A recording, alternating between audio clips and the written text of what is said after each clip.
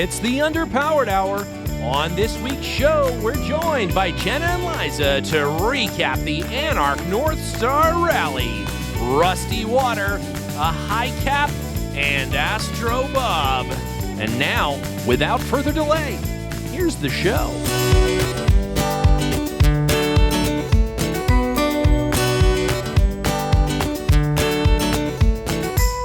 Welcome to the Underpowered Hour. I'm Steve Barris, mild-mannered television executive by day and Land Rover collector by night. You can find out more about our cars and what we're working on at thebarriscollection.com or follow us on Instagram at thebarriscollection. I'm joined, as always, by my good friend, Ike Goss. Thank you to everyone joining us today. I'm the center seat to Steven's center console. I'm the uncomfortably close friend of podcasting, Ike Goss. I own and operate Pangolin 4x4 in Springfield, Oregon, where we live and breathe Land Rovers.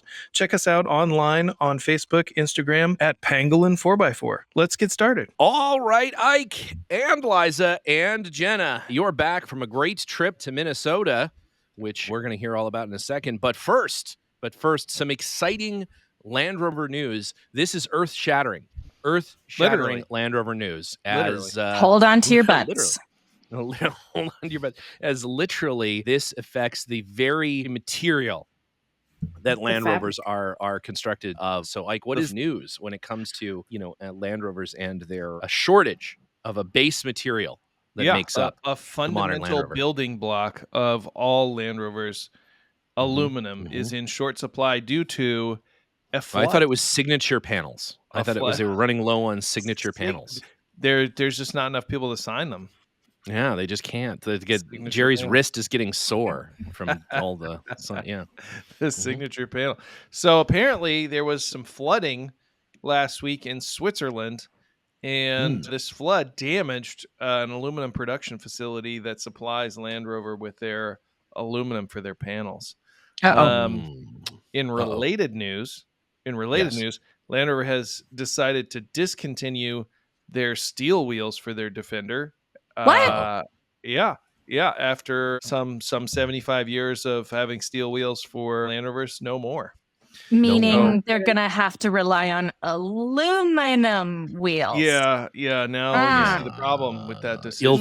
Ill-timed decision there. Yeah. That's not great. Not great. If only they had a material that was used in their wheels that wasn't affected by this situation. Aluminum shortage. Yeah. Wow. So anyway, wait, they're just doing away with the steel wheels completely? Like no more steel wheels. That's it. We've had enough. That is my understanding. They are doing away with the steel wheels. So they have a facsimile, a similar styled wheel. Yeah. That is like a more utilitarian looking wheel that is. Does it have a lot of holes in it? It has too many holes. Too many holes for Ike. Too many holes for Ike. Yeah. They have a aluminum style. It looks if you're squinting, it looks like a steel wheel. And it does fit a slightly larger brake than the steel wheel does. And I think that's probably why they've suspended the steel wheel, because the steel wheel only fit on one size of brake. And I think they're actually getting rid of those brakes as well, the smaller brakes, and only going with the one skew for brakes as well. But it's really sad. It's really sad. Why do they have to have such large diameter brakes that only fit behind like 24-inch wheels? The car weighs as much as a condominium complex. Sure. But, I think it's only the P300 that can have the 18-inch wheels. Anything P400 and up, which is clearly what they're focused on selling in the V8s and in the six cylinders, they have to go to these larger brake cylinders because the vehicle weighs so much. Okay. Follow-up question. Okay. There are a number of other SUVs that have greater acceleration and greater curb weights. But they're not Defenders. They're not Defenders. I guess I didn't realize. That's exactly. A lot of these electric vehicles, they have higher curb weights. They have faster accelerations. That's right. And they use 16 to 18-inch wheels with brakes that are suitable for those vehicles. Am I crazy? Is that Well, here's a question for you that I don't know the answer to. on the electric vehicles, like your truck, Stephen, the Lightning, Yes.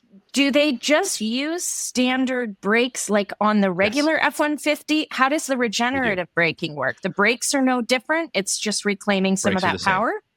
That's right. Brakes are the same. The motor just gets pushed backwards. So it's the motor itself is causing the drag, and the wheels on my F-150 are 17 inches, coincidentally. And it does use the same brakes. Now, the brakes on the F-150, though, are built for trailer towing and stuff. So they're already insane.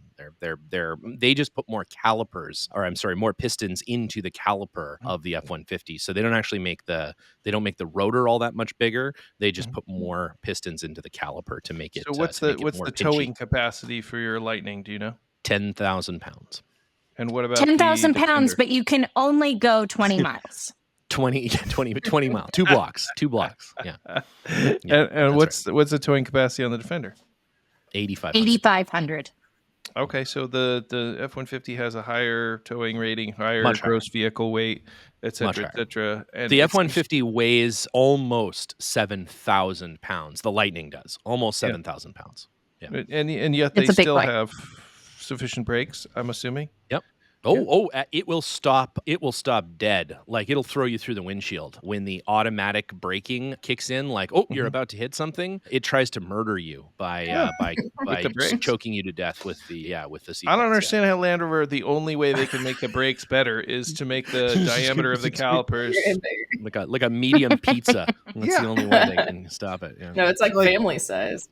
At a certain point, that engineering approach is not going to work any longer. You know, when you get to like 32-inch brakes, something's going to have to give work. there. It's going to be like that Tesla that can drive upside down, where it just has the wheels that are larger than the height of the car. That's how it's. I want to see somebody. Remember when the Escalades in like the early 2010s were at their peak, and everybody had those giant like 30-inch rims that spun when you came to a stop. Yes. Somebody's got to murder out a Defender with 30 and essentially 30-inch spinners.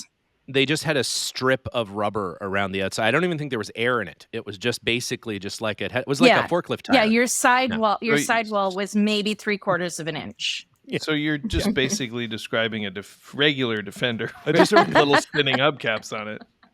Yeah, that would be nice. I'm going to do that. We'll get some spinning we'll get some Underpowered Hour Edition spinning hubcaps for your Defender. Some signature hubcaps. It'll have Steven's face that'll stay perfectly level as you drive, you know, and the hubcap. Oh, that'd be great. Little tiny Ikes in there. Yeah. Tiny Ikes that just stay still. All right. Little tiny Ike chasing tiny Linuses, and they never catch each other. Just constantly chasing each other. So speaking of things from the 2010s, I understand there was an event this weekend in the Anarch club. Yeah, is that true? It's true. We were there. We were there. Proof positive that it did happen, and almost everybody survived. Almost everybody. In the great state of Minnesota. Yeah, Minnesota, where there's a lot of steel production. Yeah, that's right. A huge steel. The steel state of Minnesota. Yeah, maybe this will help. We could do more steel wheels if we tapped into that resource. There you go. So how many of the 1,000 lakes did you see? We saw we waded through one very, very long one. That's for sure. We saw enough of them for sure. And no, it was a great trip. The Minnesota Land Rover Club, along with Anarch, the Association of National. Nobody can do it. Nobody can do it on the first time. No, only Bob Steele can do it first time through. Yeah. National Association.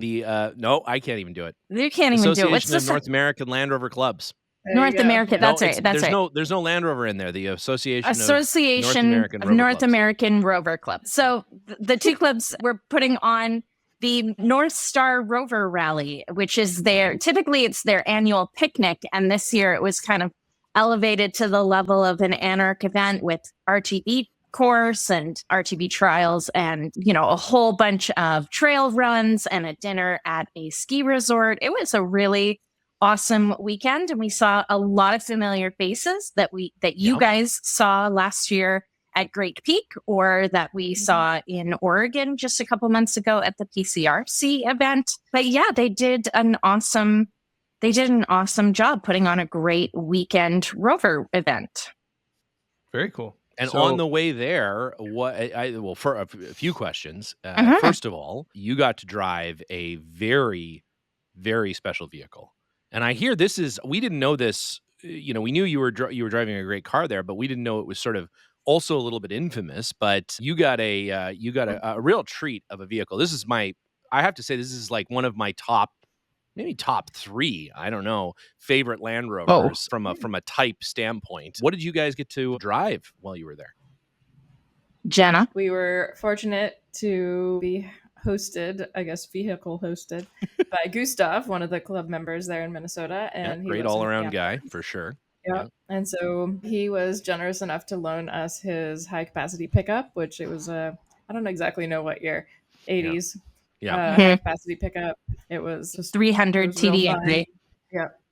It had been originally a right-hand drive model, I think, and he had it converted to left-hand drive and had a 300 TDI put in it. And he said he, just for us, took the plow off the front so that it would ride a little better for the weekend. Oh, that was sweet of him. Take the plow nice. off. Yeah. Luckily, we didn't need a plow in the middle of August, Yeah. Why I mean, it did could've he have been a fun, plow on it in August?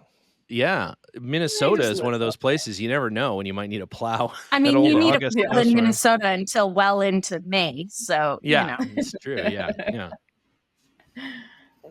So he left it on. We so you picked up this 300 TDI 110, and how far do you have to drive it to get to the event? If we had done a straight shot, it was about a 3 hour and 15-minute drive. But we took the X route a few times. We got off the main highway a few times and took the more scenic route because that's just what we like to do. And I only, ignored the GPS a few times and made us go a different way because it looked more fun a couple of times. But we came into town and picked up the car and started driving up to Gilbert, Minnesota, which for anybody from the region, you know exactly what we're talking about. But and up for there, literally anyone else in the world, you have no idea. You have no idea. It's about 3 hours north of Minneapolis. I guess it's closer to 4 almost. And it's about an hour northwest of Duluth. And it's right in the middle of the iron ore deposits that region is really known for. So a ton of iron mining in that area. And we were coincidentally at the Iron Range Off-Road OHB Park for most of the weekend, doing some wheeling with all these fellow Land Rover folk. There was camping on site. They were kind enough to rustle us up some camping gear so that we didn't have to fly on an airplane with duffel bags full of tents and sleeping bags and things like that, which was super awesome of them. And we got in on Thursday, and Thursday through Sunday, we were just, having a grand old time with the Minnesota Rover Club. So the question is, on the way there, how many giant balls of twine or, largest donut or something? I mean, you're in Minnesota. You have to have seen at least 8 or 10 of the world's largest or longest or stupidest or whatever. I mean, that's what the middle of the country is known for. So there certainly was. We did get a pretty good photo up with a very large hockey stick. I don't know if it's the world's largest. I wouldn't be surprised if it is. It's a large hockey stick and puck in Everett. Right? Eveleth hockey stick. Minnesota. Okay, good. Where Mike Tyson is where there's a hockey hall of fame there, if I'm not mistaken. Yep. So we got to explore that a little bit. It was pretty excellent, ginormous. Yeah. You just can't drive through the Midwest without finding giant things. That's just what they do. I mean, and then even just in the wild. not necessarily like a roadside attraction. We did drive by a place on Sunday that clearly manufactures enormous tires for equipment that is used in those iron mines to haul iron out of the bottom of the mine. And so what did I say? What are you correcting me for? No, I said that counts. That totally counts. Oh, okay. Yeah, that's totally a roadside attraction. And so we pulled off and definitely took some photos while climbing up into tires that must have been 30 feet tall at least. So that counts. That counts. That totally counts. Yeah, that totally counts. So just to summarize, strip mining, giant hockey stick, and huge tires. Such a plan. There's Minnesota. Did you get stuck in hockey traffic? No, Not. no. hockey. It's the summer. Yeah. It's the summer. No hockey traffic. No hockey I thought they played you around there. No. No, There were you a know, lot I of have hockey learned. themed bars, though. Oh yeah, every bar in Eveleth is like the shortstop or I guess that's not very hockey themed, but the penalty box. There's a bar called the penalty box. There's 19 bars called the penalty box. Yeah. Yeah, that's good. But the interesting thing about that region is that it was obviously very mining industry based, right? All of these little towns are built up around those, centers of operation, basically, that I'm sure have shifted throughout the years. There's actually one town that even part of the town got moved at one point, and there's a lot of interesting history there. But it creates this really insane landscape of, mining activity and old mining activity. And the OHV park was an old mine, and just from them, moving and shoveling and scooping things around to get to the ore, it left this probably pretty gnarly, scarred landscape that now is actually an interesting recreation opportunity because it has boulders and climbs and dips and just lots of terrain, I guess, that wasn't natural terrain but has sort of making lemonade. But it's cool. It's a really interesting opportunity. A mine like that built in, say, Nevada or California would still look like that, right? But a mine like that closed in 1951, I think somebody told us, now is covered in 60 some odd years of tree growth, and it's back to being forested and wooded and looking very natural, just with massive boulders all over the place. And they've managed to shape this OHV park and build some really fun tracks through this rocky wooded area. And as we discovered, because the weather can change so damn fast in the Midwest, we had a big storm blow in on Saturday, and all the puddles that formed immediately afterwards were as orange as orange can be. It's like the water immediately rusts from all of the iron that is just in the soil. Right. It's like somebody dissolved an Oompa Loompa in there or something. Yeah. It does. It just looks like paint. It looks like it's like acrylic paint, like just a lake of paint. It is so orange and that's super cool. Opaque. Yeah, and everybody warned us that that is never going to come out of our clothes or our shoes. All that rust is just going to be in our stuff. So that's great. Glad I brought my good hiking boots. It's all good. In fact, I think I was talking to John Kosich not that long ago, and he was out there doing some event, or maybe it was Harold, one of the two of them, and they said there's still some of that on their truck that it was probably Harold. Because Yeah. he was there this weekend with his dogs and his car, and we had that same conversation. So it was probably him, but it was great to see him.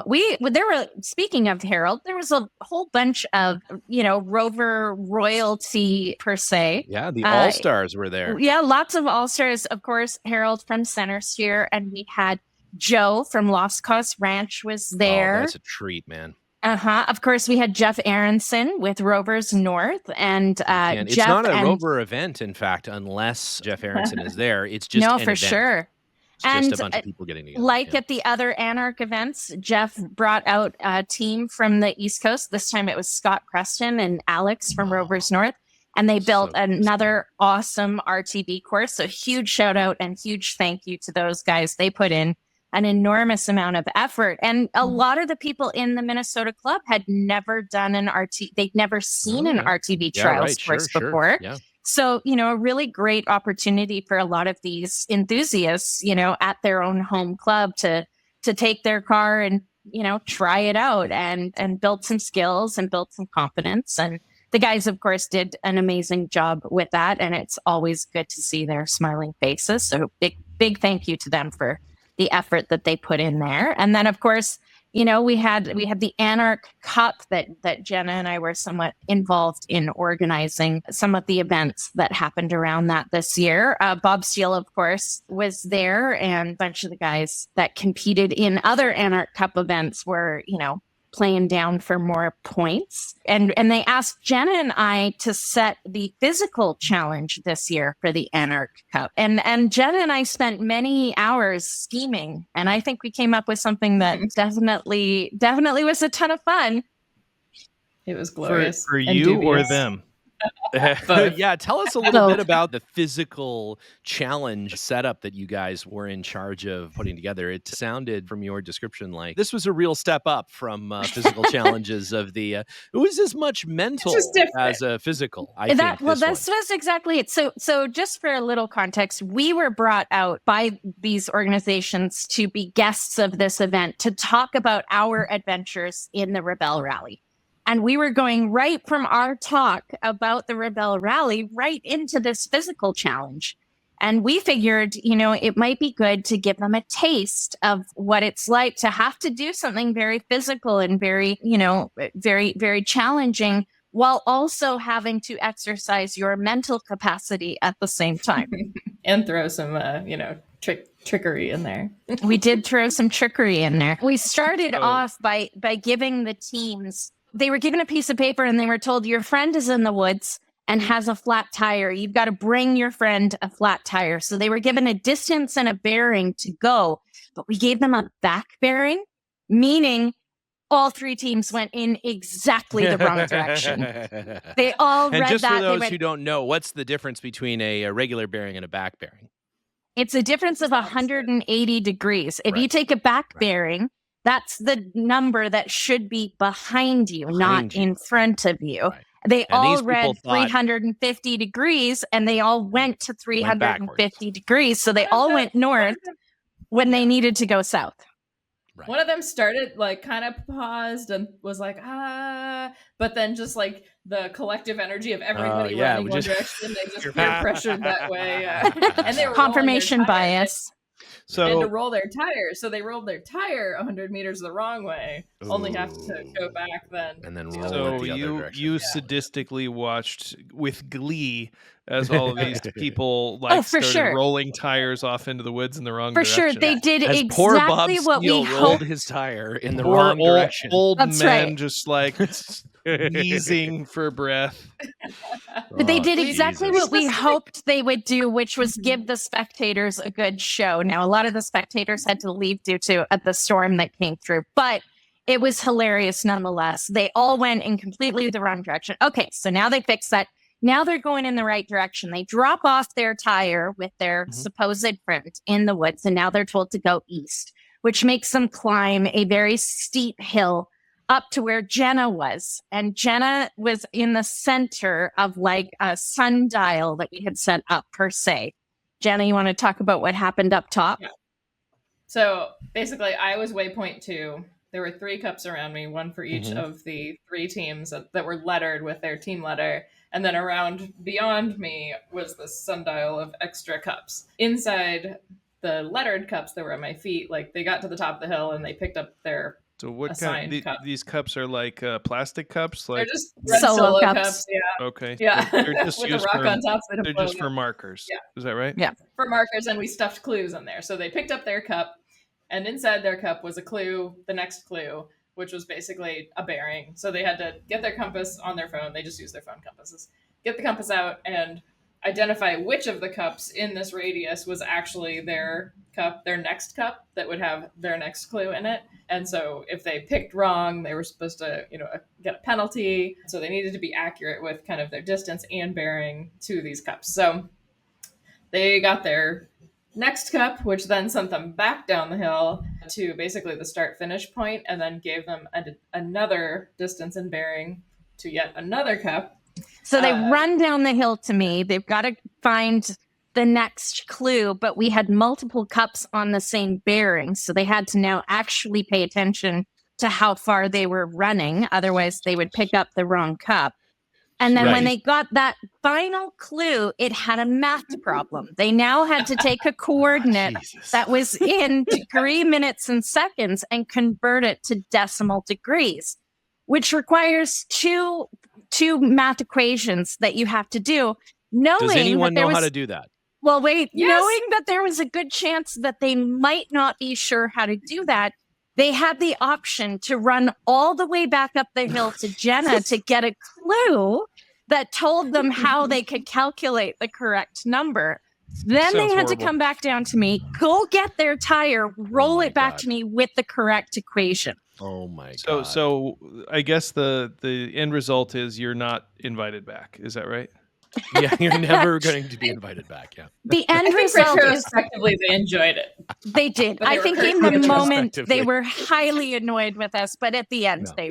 they really had a good They time. really enjoyed it. Yeah, they had a good time. And so, what was the result? Who was the overall winner of this shenanigan? That is you a guys great put together? question. So Mhm. so I've got the results here. It that was the guy from includes Turkey, as it turns the out. scavenger hunt. Everyone It was lost for participating. It was the air pistol guy from Turkey. Somehow he just No, you it know, just wasn't. showed up and wow. In the end, it was Trey Crowther and Charles Galpin that Okay. won the Oh, physical okay, yeah. challenge. And they handed me their piece of paper at the same time that Doug, no, not Doug, was it Doug and Kip?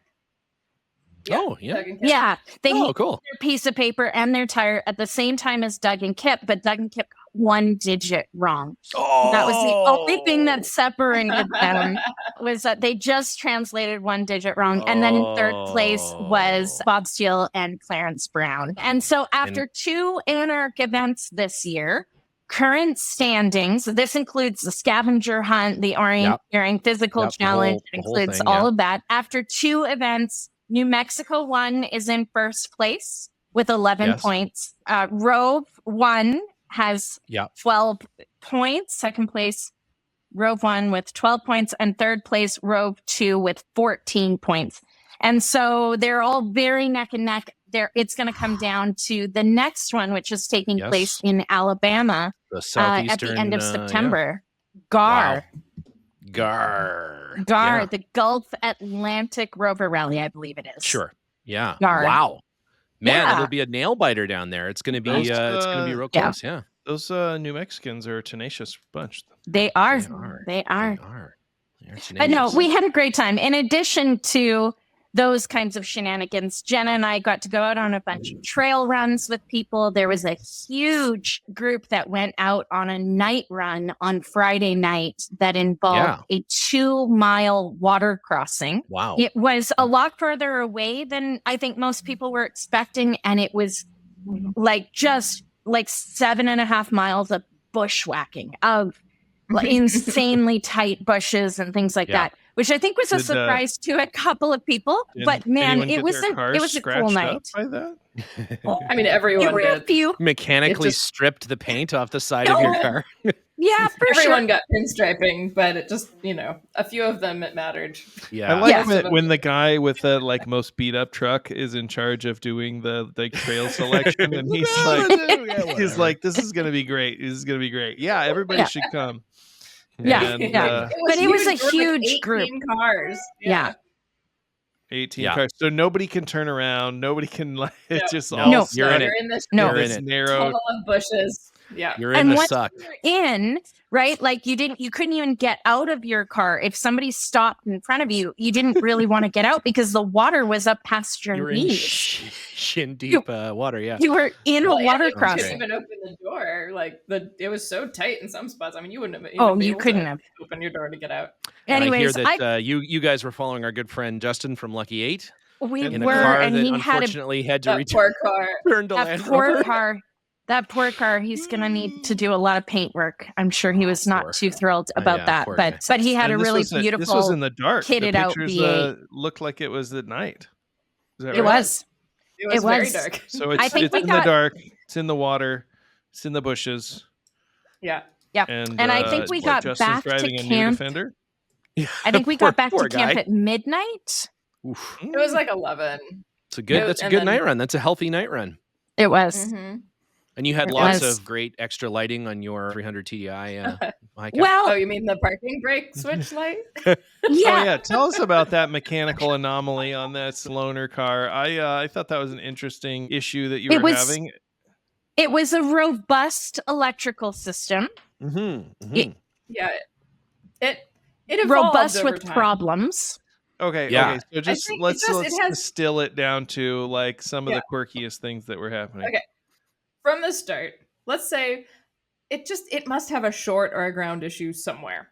Okay, we didn't. That's dig every in, Land but- Rover, yeah. Mhm. I know. But it started with just like, well, I don't know, like the wipers when we started from Minnesota. The wipers were kind of unpredictable. I couldn't figure out exactly what, like, you turn them on and they sometimes would turn on, but then they'd stop. But then maybe if I turned the headlight switch on at the same time, they'd go a couple more wipes. Or like when I hit the brakes, they would wipe, but then they'd stop wiping. Like, it was I just couldn't quite, I was confused a little. Right. Yeah. But it got us there. It was fine. Yeah, fine. Yeah. And the right rear turn signal, whatever, didn't work. Not a big deal. Little arm signaling was fine. That's fine. But then throughout the weekend, there started to become links between like headlights and ignition switch and the parking brake. And the parking brake seemed to be the Rosetta Stone. Yeah, it did. So eventually, like at some point, the car stopped like turning off. Like you turn the key off, you know, Just but the keep car running. wouldn't turn off. Just keep running. It would just keep It running. wouldn't choke itself. But then I found if I turn the key off and then yank the parking brake, it would turn off. But then it started where it wouldn't turn back on.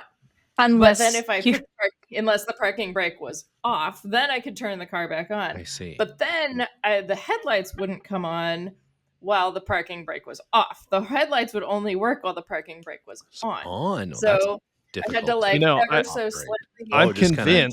I'm convinced that one of the people that you put through that navigational gauntlet did this to you. We had a couple times where one time we were on a trail and Liza's like, smoke. And I'm like, oh, you mean that car in front of us? And she's like, no, inside the car. Inside the car. So there was this glove that had apparently popped out of its resting place, which was serving as an insulator between a bundle of wires going through the firewall. And so it's an important glove. We stuffed the finger of the glove back in and nested those wires and back in their happy place. And that worked and that was good. And, no problem. Yeah. And then the next day, actually, when we were getting ready to come home, we were about to get on the highway and we were both starting to smell melting plastic again. So we pulled over.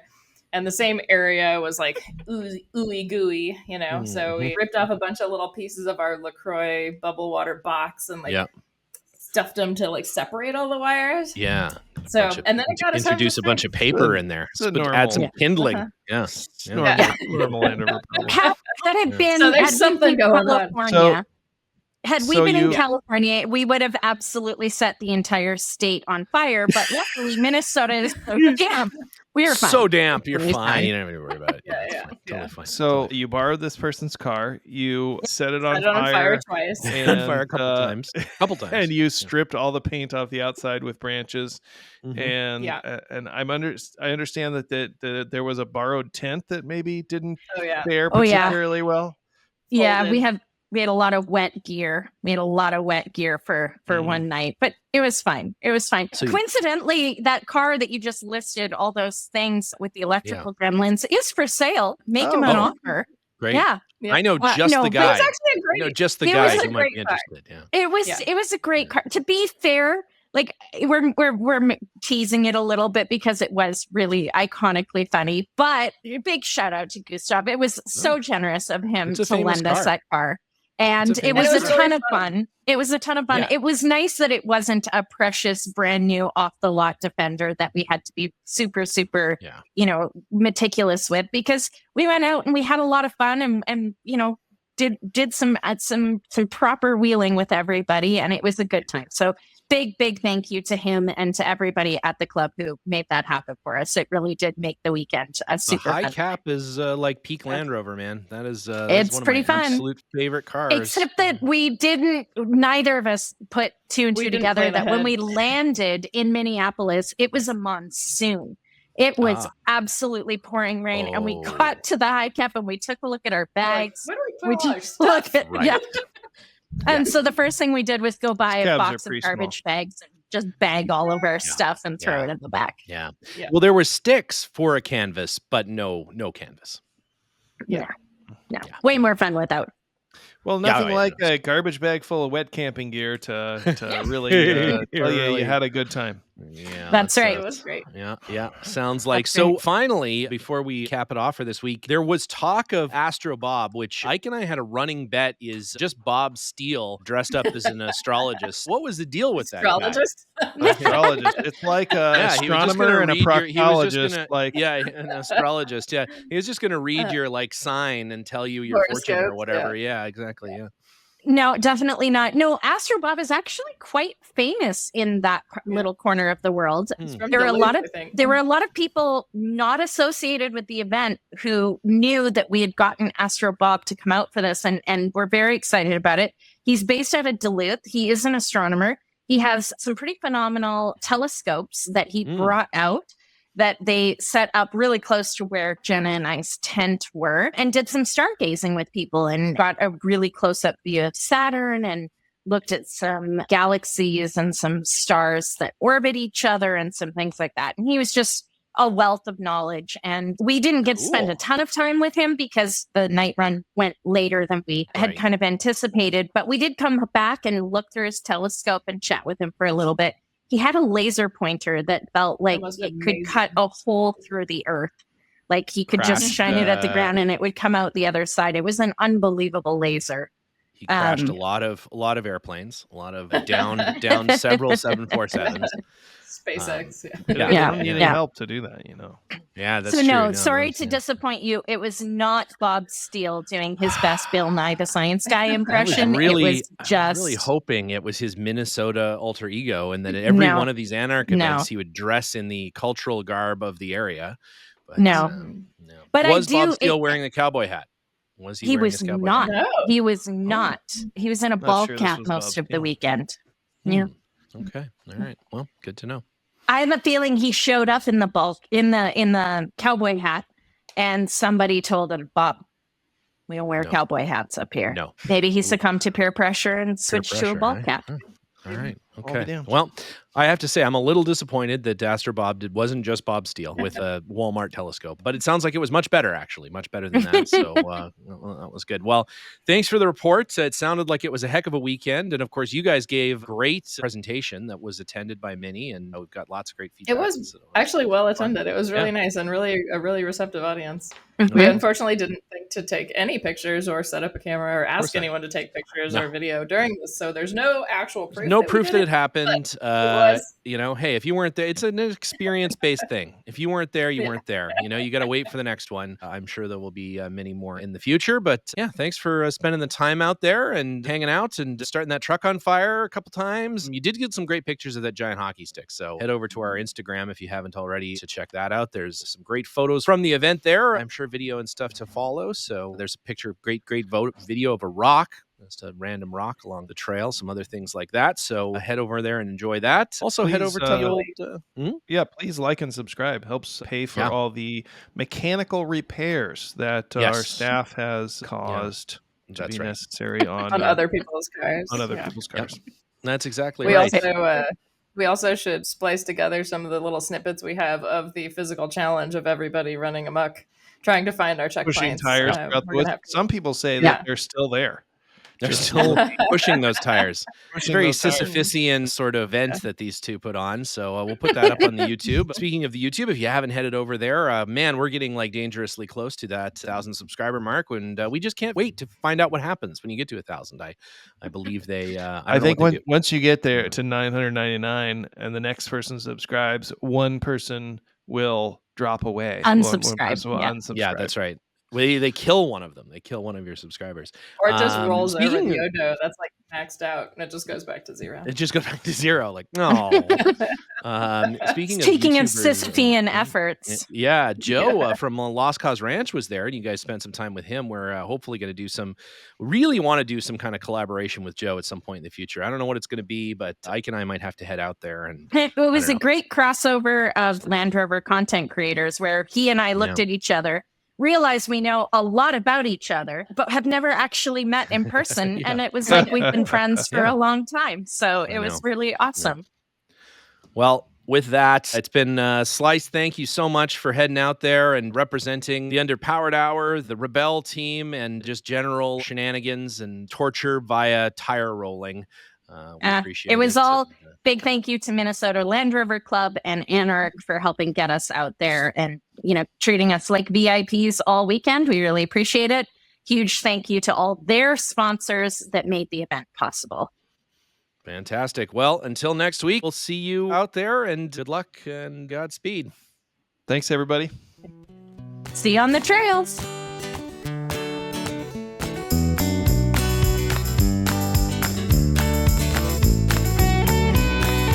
The Underpowered Hour is produced by Liza Barris, Ike Goss, and me, Steve Barris. Pavel Svardov composed and performed our theme music. Consider supporting the show on Patreon, and if you already do, thank you. Your support makes the show possible. For even more, check out our Instagram or Facebook.